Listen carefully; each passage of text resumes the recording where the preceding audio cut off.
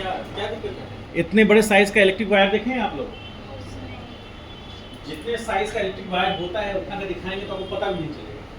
इसलिए मान लीजिए कि एक इलेक्ट्रिक वायर का पार्ट है, सेक्शन है, और इस सेक्शन का लेंथ हम मान लेते हैं कि L है। थ्रू आउट हम लोग ये स्टडी करेंगे, ठीक है। लेंथ कितना है इसका L, और ये क्रॉस सेक्शन एरिया है, cross sectional area of a electric wire. ध्यान से देखिएगा, लिखना नहीं है अभी। Cross sectional area of electric wire कुछ ए है, mm में रहेगा। आपने कितने mm का वायर देखा है अभी तक अपने जीवन में? कौन कौन mm का वायर देखा है? हाँ सर, वायर का mm से क्या मतलब? बोलिए, कितने mm का वायर देखा है? यदि मान लीजिए कि हमको एक वायर दे दे तो वो वायर का ये इस वायर, ये जो वायर है ये कितने mm का वायर है? हाँ पता ही नहीं। कौन 4 mm बोल रहा है? ये वाला वायर,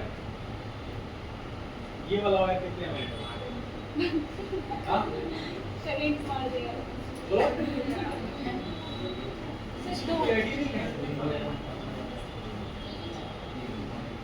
सर ये पतला वायर है, ये मोटा वायर है, क्योंकि मेरा दिमाग भी मोटा है।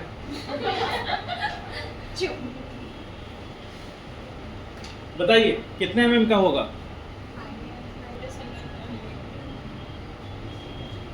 बहुत मुद्दत की बात है, ऐसा मैच मिला है। अब जाने वाली है सर। देखिए आप क्रॉस सेक्शन एरिया इस वायर का, वो जो है 10 mm का वायर है वो, ठीक है, और वो है 4 mm का वायर। ये 10 mm का है, वो 4 mm का है। कैसे पता चलेगा सर? आपको पता है ना, वायरिंग में यूज होता है, वो लोड उसके अकॉर्डिंग होता है। कुछ लोग यही सोचते हैं कि 1.5 टन का एसी मतलब उसके बदल करके सर वो 1.5 टन कैमरा का। पे दिखा। कितने टन का होगा एसी? हाँ 5 टन है, 5 टन का नहीं तब नहीं होता है। ये कितने टन का एसी है? एक 2 स्टार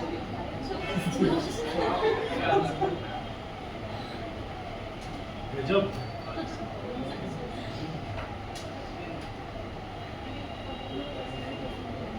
कितना आराम की जिंदगी जी रहे हैं। चलिए देखिए यहाँ पर, नहीं पता तो छोड़ दीजिएगा।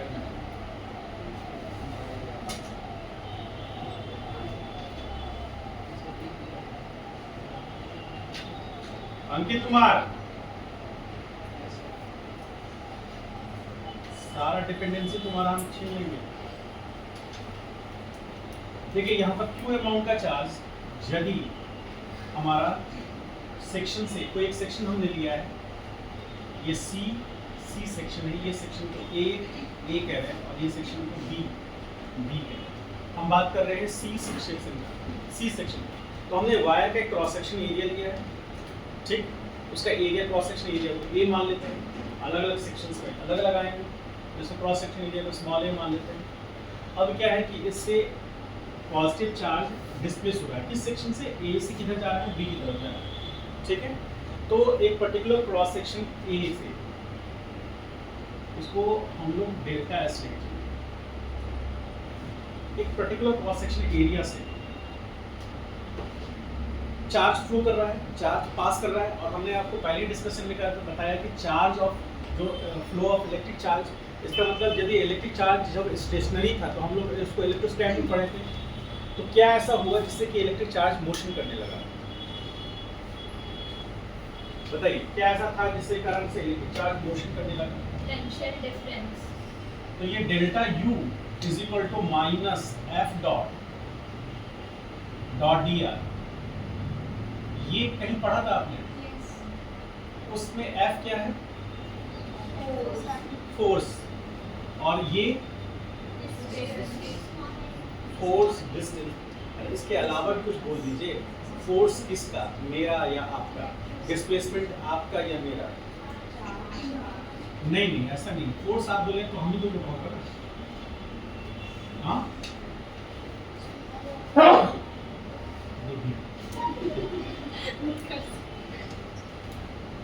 क्या हुआ, सर्दी हो गया कैसे? हमको लगा कहीं फेफड़ा जरूर यहाँ तक तो जरूर आ गया, फिर नहीं चला गया होगा। हाँ फेफड़ा यहाँ तक ऐसे छीका होगा तो ऊपर आया होगा, फिर नीचे चला गया होगा। इतना जोर से नहीं छीके, सामने वाला बेचारा।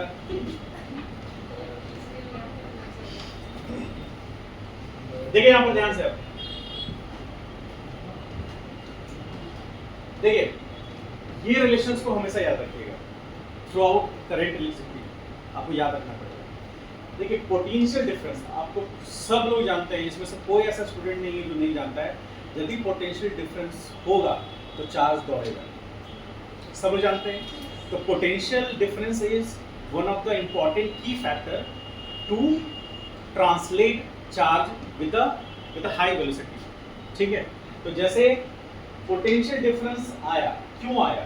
क्योंकि पोटेंशियल डिफरेंस से पहले इलेक्ट्रिक फील्ड जनरेट हुआ। तो इलेक्ट्रिक फील्ड जनरेट होगा तो चार्ज के पास मोशन आएगा, चार्ज मूव करेगा।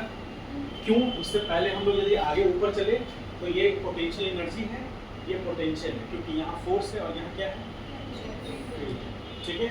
डिस्प्लेसमेंट तो दोनों में, और दोनों की बात हम जहाँ जो भी बात करेंगे चार्ज की बात करेंगे। तो यहाँ पर जब हमने लिखा इलेक्ट्रिक चार्ज, तो इलेक्ट्रिक चार्ज इलेक्ट्रॉन को कहेंगे या प्रोटॉन को कहेंगे? इलेक्ट्रॉन को कहेंगे, ठीक है, इलेक्ट्रॉन को कहेंगे। क्यों? क्योंकि किसी कंडक्टर, जितने भी हम वायर देखते हैं वो सारे कंडक्टर के बने होते हैं।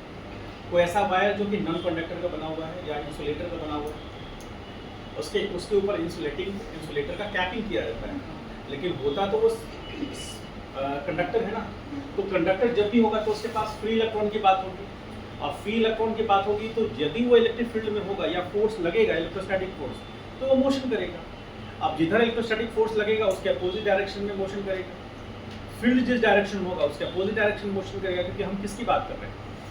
इलेक्ट्रॉन की बात कर रहे हैं। तो पोटेंशियल डिफरेंस, और हमको पता है कि अब कहानी कहाँ से आएगा, V इज इक्वल टू, ये आप लोग पढ़ चुके हैं इसीलिए हम आपको जिक्र कर रहे हैं, 10th क्लास में पढ़ चुके हैं, उसको फिर हम लोग और डिटेल में पढ़ेंगे। तो जब जब पोटेंशियल डिफरेंस होगा, रेसिस्टेंस तो होगा ही होगा। कोई भी ऐसा वायर हो ही नहीं सकता दुनिया में जिसमें रेसिस्टेंस ना हो। कंडक्टर में होगा बहुत ही कम, इंसुलेटर में होगा बहुत ज़्यादा। तो यहाँ पर रेसिस्टेंस है, लेकिन यहाँ पर ये क्या है, करेंट। तो हम यहाँ पर अभी इस पर आ रहे हैं, लेकिन हम यहाँ पर आ रहे हैं पोटेंशियल डिफरेंस। तो जब क्या हुआ कि वायर में पोटेंशियल डिफरेंस डेवलप किया गया तो चार्ज का फ्लो होना शुरू हुआ। तो एक किसी क्रॉस सेक्शन एरिया से हम मेजर कर रहे हैं।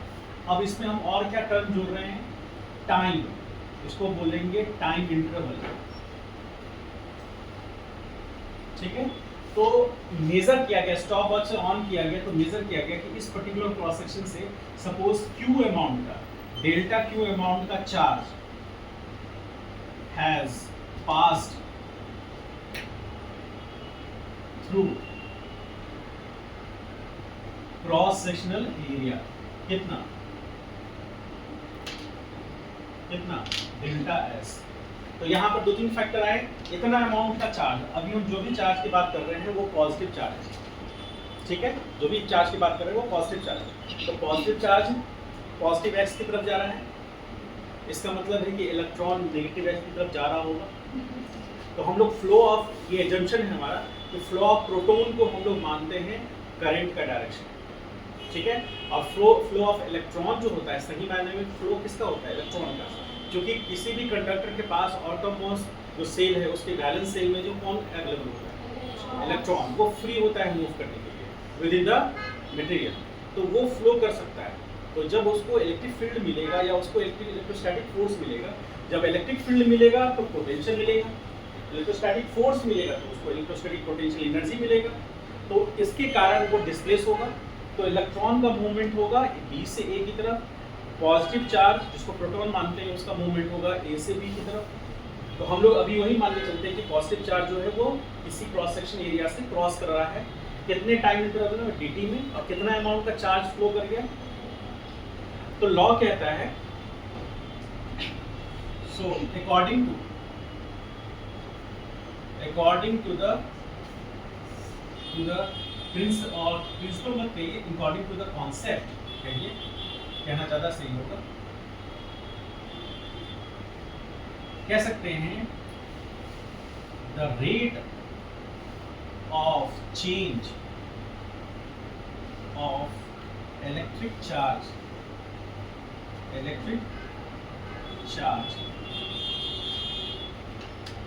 per unit time through a cross section। तो कैसे डिफाइन करेंगे? डेल्टा क्यू, चार्ज क्रॉस किया किसी एरिया से कितने टाइम, तो इसको हम लोग कैसे डिफाइन करेंगे? किसी पर्टिकुलर क्रॉस सेक्शन एरिया से डेल्टा टाइम इंटरवल में dq amount of charge cross कर गया, तो उसको ऑब्जर्व किए हम लोग, उतने अमाउंट ऑफ चार्ज क्रॉस कर गया पर यूनिट टाइम में, तो हमारे पास जो मिला उस क्वांटिटी को हम क्या बोल रहे हैं? Electric current. और चूंकि एवरेज टाइम इंटरवल लिए हैं तो वहां से जो चार्ज क्रॉस किया वो एवरेज, और उसका रेशियो जो निकल के आएगा वो भी क्या होगा? एवरेज। तो यहाँ पर ये एवरेज करंट है, एवरेज इलेक्ट्रिक करंट, ठीक। और जब हम लिमिट पढ़ चुके हैं, बोलिए हाँ या ना? लिमिट पढ़ चुके हैं ना? Limit delta T tends to 0 होगा तब क्या मिलेगा? और इसको बोलेंगे इंस्टेंटेनियस करंट और सिंपली करंट, ठीक है। तो यहाँ हम simply I is equal to dq upon dt लिख सकते हैं। समझ पाए इस बात को? दोनों में डिफरेंस, एक इंस्टेंट ऑफ टाइम के लिए डिफाइंड है और एक एवरेज टाइम इंटरवल के लिए। मान लीजिए 2 सेकंड में जितना चार्ज, मान लीजिए 2 सेकंड में 10 कूलम चार्ज चला गया, मान लेते हैं let 10 coulomb charge pass through cross sectional area कितना? Delta S in 2 second. आपसे पूछा जाएगा कि करंट एवरेज करंट कितना होगा, तो 10 कूलम डिवाइड बाय कितना? 2, that is equal to 5 ampere. Ampere is SI unit of current, ठीक है। कब? when 1 coulomb charge passes through कितना?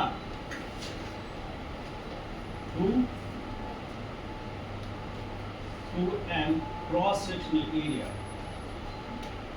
through a cross sectional area in 1 second। तो हमें क्या मिलेगा? सर पढ़े थे? वही चीज यहाँ रिपीट हो रहा है, ठीक है। और एक मोमेंट ऑफ टाइम पर यदि चार्ज पास करेगा तो वो क्या रेशियो कहलाएगा? Instantaneous current. उसका यूनिट भी वही होगा। जैसे आपको एवरेज वेलोसिटी और इंस्टेंटेनियस वेलोसिटी में डिफरेंस पता है, उसी तरह एवरेज करंट और इंस्टेंटेनियस करंट में डिफरेंस ये होगा। समझ गए? तो ये बेसिक कॉन्सेप्ट है करंट का। करंट में सबसे पहले हम लोग ये समझेंगे कि यदि हमारा वायर कंडक्टिंग वायर है तो क्या कंडक्टिंग वायर में चार्ज फ्लो कर रहा है? कब करेगा? यदि सिंपली कंडक्टिंग वायर को हम कोई पोटेंशियल डिफरेंस नहीं देते हैं, यदि उस कंडक्टिंग वायर को हम मार्केट से लेके आए हैं लेकिन अभी हम उसको कनेक्ट नहीं किए हैं सर्किट से, तो उसके पास पोटेंशियल डिफरेंस नहीं है, तो वो कंडक्टिंग वायर के पास जो भी चार्जेस होंगे वो अपनी जगह पर होंगे। अपने पोजीशन पे टेम्परेचर के कारण जो नॉर्मल टेम्परेचर प्रेशर है उसमें थोड़ा अपनी मीन पोजीशन के बाद थोड़े प्रमोशन कर रहे होंगे, लेकिन वो इतना सफिशिएंट नहीं होगा कि एक क्रॉस सेक्शन से बहुत हाई स्पीड से निकल रहा होगा, ठीक है। अब इसमें जो जिसकी हम बात कर रहे हैं कि जब हम उसको सर्किट से कनेक्ट करते हैं तो हम क्या दे देते हैं? उसको पोटेंशियल डिफरेंस दे देते हैं। और पोटेंशियल डिफरेंस आता कहाँ से? क्योंकि वो सर्किट उसको इलेक्ट्रिक फील्ड जनरेट करा के देता है, ठीक है। और वो इलेक्ट्रिक फील्ड आता कहाँ से है? तो फोर्स बराबर क्या होता है? Charge, sorry electric field per unit charge होता है ना, इलेक्ट्रिक फील्ड और इलेक्ट्रोस्टैटिक फोर्स के बीच का रिलेशन है। तो वो सर्किट क्या प्रोवाइड कराता है, बेसिकली इलेक्ट्रोस्टैटिक फोर्स प्रोवाइड करता है, जिससे वो इलेक्ट्रिक फील्ड जनरेट होता है और फील्ड में रहने के कारण पोटेंशियल डिफरेंस डेवलप होता है और पोटेंशियल डिफरेंस से उसको मूव करने की ताकत मिलती है। जैसे पोटेंशियल हाइट के लेवल चेंज होने से वाटर को फ्लो होने की पोटेंशियल मिलती है, होता है ना। उसी तरह यहाँ पर चार्ज के मोशन करने के लिए उसको जो ताकत मिलती है वो किससे मिलेगा, पोटेंशियल डिफरेंस से। पोटेंशियल डिफरेंस कहाँ से आया, फील्ड से, फील्ड फोर्स के कारण, क्योंकि जहाँ जिस रीजन में भी इलेक्ट्रोस्टैटिक फोर्स होगा तो वहाँ फील्ड होगा, और उस फील्ड में जब भी हम चार्जेस को रखेंगे तो वो रुकेगा नहीं, वो मूव करेगा। किधर, जिधर इलेक्ट्रिक फील्ड है पॉजिटिव चार्ज उधर मूव करेगा, और जिधर इलेक्ट्रिक फील्ड नहीं है उसके अपोजिट डायरेक्शन, मतलब फील्ड के अपोजिट डायरेक्शन में नेगेटिव चार्ज मूव करेगा। तो मूवमेंट तो होगा, और जब चार्ज का मूवमेंट होगा किसी क्रॉस सेक्शन से टाइम इंटरवल के साथ, तो करंट फ्लो करेगा। ठीक है, समझ गए, एवरेज और इंस्टेंटेनियस। अब एक टर्म आता है करंट डेंसिटी, इसको ड्रॉ कर लीजिए।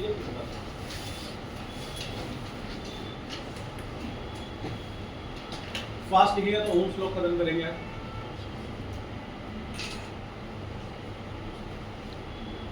हमारे पास डायरेक्शन है तो हम कैसे कह सकते हैं कि current scalar quantity, plus current के पास डायरेक्शन नहीं है। ठीक है, तो यहां पर समझिए इंपॉर्टेंट बात क्या है, the direction of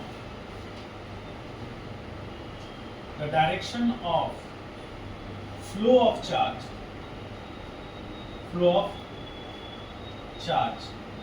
is direction of current. अब एक विषय दिमाग में उठता है तो हम लोग देख ले जा रहे हैं, एक चीज को ध्यान रखिएगा, चार्ज दोनों हो सकते हैं। चार्ज हमारा प्रोटॉन भी हो सकता है, चार्ज हमारा इलेक्ट्रॉन भी हो सकता है, लेकिन 99% केसेस में हम बात करेंगे तो प्रोटॉन का, मतलब मूव करेगा इलेक्ट्रॉन, लेकिन हम प्रोटॉन के डायरेक्शन को करंट का डायरेक्शन मानेंगे, या इलेक्ट्रॉन के अपोजिट डायरेक्शन में हम करंट का डायरेक्शन मानेंगे। ठीक है, माइंड में क्लियर होना चाहिए, ये ध्यान रखिएगा, क्योंकि बेसिकली मोशन कौन करता है, इलेक्ट्रॉन करता है। क्यों करता है, क्योंकि जितने भी कंडक्टर हैं, जितने भी मेटल हैं, कंडक्टर हैं, उनके वैलेंस सेल में कौन रहता है, इलेक्ट्रॉन रहता है।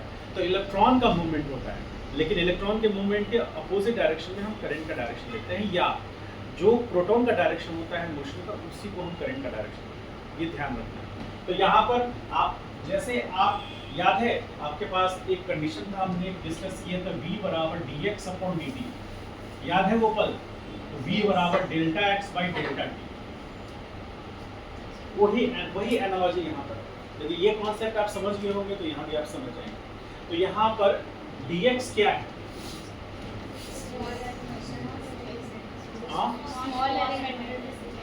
स्मॉल एलिमेंटल डिस्प्लेसमेंट है। ठीक है, तो इसको भी हम कह सकते हैं ना, फाइनल माइनस इनिशियल है। तो final position minus initial position से जो हमको एक net position vector, net displacement vector मिलेगा, वही डिस्प्लेसमेंट वेक्टर का डायरेक्शन तो वेलोसिटी का डायरेक्शन होगा। उसी तरह चार्ज के फ्लो में चेंजेस आ रहा है, मतलब फाइनल चार्ज का अमाउंट कुछ था, इनिशियल चार्ज का अमाउंट कुछ था। मान लीजिए कि फाइनल था 10 कूलम, इनिशियली 5 कूलम, तो चेंज कितना का है, 3 कूलम। अब ये 5 कूलम का जो चेंज आया, वो चार्ज किधर मूव कर रहा था, जिस डायरेक्शन में जा रहा था उधर ही तो चेंज आएगा, तो वो डायरेक्शन हो जाएगा करंट। ठीक है, तो इसलिए चार्ज के फ्लो का डायरेक्शन ही किसका डायरेक्शन कहलाता है, करंट का डायरेक्शन। चार्ज ऑलरेडी एक स्केलर क्वांटिटी है, लेकिन फ्लो हो रहा है वो हमें पता है, इसलिए हम उसका डायरेक्शन को काउंट कर रहे हैं। है ये स्केलर, कहीं भी हम लोग एरो नहीं लिए हैं, तो है तो स्केलर, ये चार्ज स्केलर है, और ये भी स्केलर क्वांटिटी है, क्योंकि इसके पास इसको वेक्टर एडिशन से हम ऐड नहीं कर सकते। इसलिए जब भी हम कहीं लिखेंगे 5 कूलम प्लस 2 कूलम, तो हम डायरेक्टली 7 कूलम लिख सकते हैं, sorry 5 ampere plus 2 ampere, directly 7 ampere लिख सकते हैं। उसके लिए हमको डायरेक्शन देखने की जरूरत नहीं, लेकिन डायरेक्शन इसके पास होता है। जैसे इस डायरेक्शन देखिए, ये डायरेक्शन है करंट का, यही डायरेक्शन चार्ज का है, वही डायरेक्शन करंट का है। ठीक है, ये हो गया। उसके बाद हम लोग बात करते हैं करंट डेंसिटी पर। करंट डेंसिटी किससे डिनोट करते हैं, और ये कैसा क्वांटिटी है, वेक्टर क्वांटिटी। कैसे वेक्टर आएगा देखेंगे। करंट डेंसिटी कहता है कि amount of current per unit area. जैसे वहां amount of charge per unit area था, पर यूनिट टाइम था, यहाँ अमाउंट ऑफ करंट है पर यूनिट एरिया। एरिया हमारे पास डेल्टा एस है और आप अच्छे से जानते हैं कि एरिया वेक्टर भी है, ठीक है। तो क्रॉस सेक्शन एरिया के परपेंडिकुलर हमेशा ध्यान रखिएगा, क्रॉस सेक्शन एरिया के परपेंडिकुलर जो चार्ज फ्लो कर रहा है उसके कारण जो करंट मिल रहा है वो करंट पर यूनिट एरिया को हम लोग क्या बोलेंगे, तो यहाँ आ जाएगा जे। जे हम लोग अभी इसको एवरेज दिखाते हैं, आपको हम आगे प्रूव करेंगे। तो उसके बाद उसी तरह limit delta S tends to 0, किसके लिए, delta I by delta S, तो क्या मिलेगा, D I upon D S मिलेगा। और इसको हम लोग बोलेंगे जी। ये हमारा इंस्टेंटेनियस है, instantaneous charge density, current density. अब करंट डेंसिटी किन पर डिपेंड कर रहा है, करंट पर और एरिया पर। यदि क्रॉस सेक्शन एरिया को, इसमें हमने क्या किया, ये जो एक्सप्रेशन हमने लिया, इस एक्सप्रेशन में हमने क्या किया, क्रॉस सेक्शन एरिया को कम कर दिया। क्रॉस सेक्शन एरिया पहले ज़्यादा था, धीरे धीरे धीरे धीरे धीरे धीरे कम होता चला गया। तो क्रॉस सेक्शन एरिया कम होता चला गया, तो एक मोमेंट ऑफ टाइम पर छोटे सी एरिया से जितना चार्ज निकला उसके कारण वो कितने टाइम में निकला, उससे करंट आया, और करंट डिवाइड बाय उस छोटा सा एरिया क्या बन गया, करंट डेंसिटी। अब ये वेक्टर क्वांटिटी क्यों है देखिए, जैसे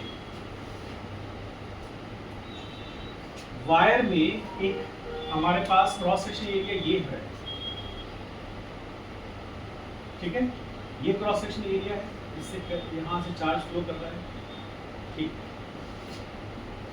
और एक और क्रॉस सेक्शन एरिया मान लीजिए ऐसा है, ठीक। तो ये क्रॉस सेक्शन एरिया जो है इसकी खासियत क्या है कि इसका जो नॉर्मल है ये डेल्टा एस इस डायरेक्शन में, तो ये डेल्टा एस इसका नॉर्मल इधर है और इसका नॉर्मल इस डायरेक्शन में। इनके बीच का ये करंट का डायरेक्शन इधर है और ये एरिया वेक्टर है, उनके बीच का ये एंगल थीटा है, ठीक है।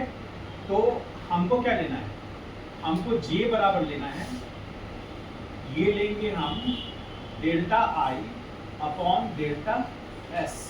तो डेल्टा एस तो इधर है, तो इसका हमको करंट के डायरेक्शन में लेना है, वही हमारा क्रॉस सेक्शन एरिया होगा। क्रॉस सेक्शन एरिया जो ऐसे इंक्लाइंड है, ऐसे इंक्लाइंड है, उसका डेल्टा एस इधर होगा। यदि क्रॉस सेक्शन एरिया ऐसे होगा तो एक्जेक्टली इधर होगा, ठीक है।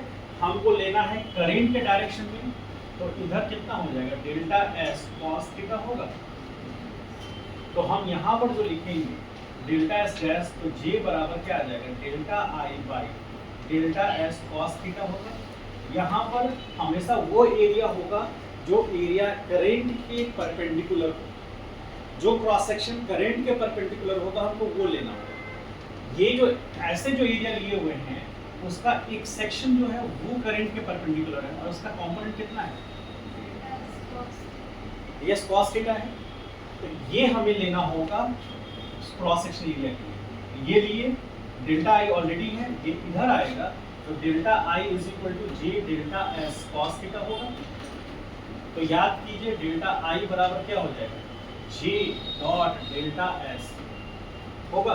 दो वेक्टर का डॉट प्रोडक्ट क्या होता है, सॉरी यहाँ डॉट प्रोडक्ट वही स्केलर प्रोडक्ट, तो जे डॉट डेल्टा एस करेंगे तो ये मिलेगा, जे डॉट डेल्टा एस करने को ये मिलेगा, तो हम इसकी जगह ये लिख सकते हैं ना।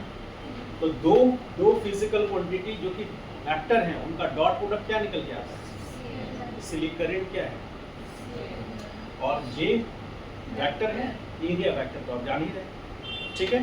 और फॉर इनफाइनाइट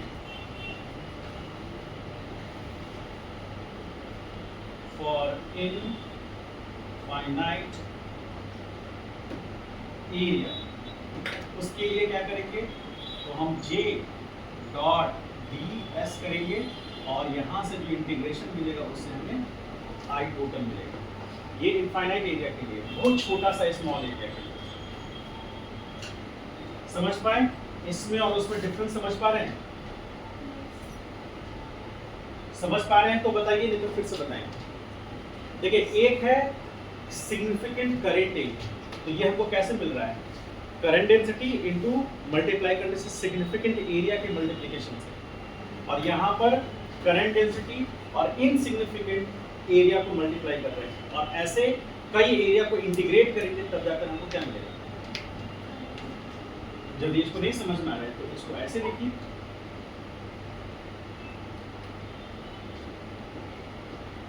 ये समझ में आ रहा है? छोटा सा एरिया का एक एरिया निकाले, उससे जो करंट मिला वो हमारा DI हुआ, सबको इंटीग्रेट कर देंगे टोटल करंट निकलेगा। समझ गए? ये हम लोग पहले भी किए। यूनिट क्या होगा करंट डेंसिटी का? Unit of current density. बोलिए, जोर से बोलिए। Ampere per metre square. Ampere per metre square या AM-2।